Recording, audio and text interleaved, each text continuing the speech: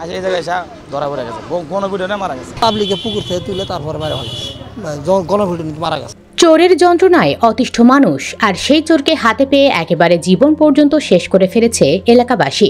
ঘটনাটি ঘটেছে গাইবান্ধার গোবিন্দগঞ্জে। খবর নিয়ে জানা গেছে, চোর সন্দেহে ৩ জনকে পিটিয়ে জীবন শেষ করার ঘটনা ঘটেছে। গতকাল দিবাগত রাত ২:৩০টার দিকে উপজেলার কাটাবাড়ি ইউনিয়নের নাসিরাবাদ গ্রামে এ ঘটনা ঘটে। তাৎক্ষণিকভাবে তাদের নাম পরিচয় জানা যায়নি। তাদের বয়স ৩০ থেকে ৪০ বছরের মধ্যে বলে ধারণা করা হচ্ছে।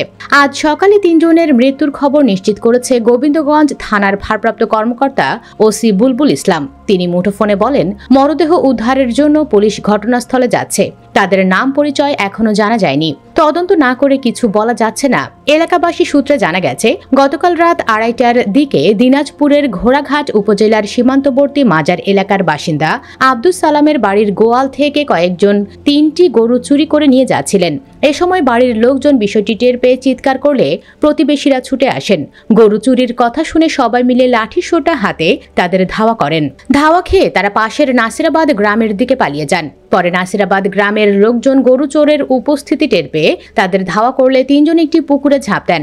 এ সময় এলাকাবাসী তাদের পুকুর থেকে উদ্ধার করে পিটুনি দেন।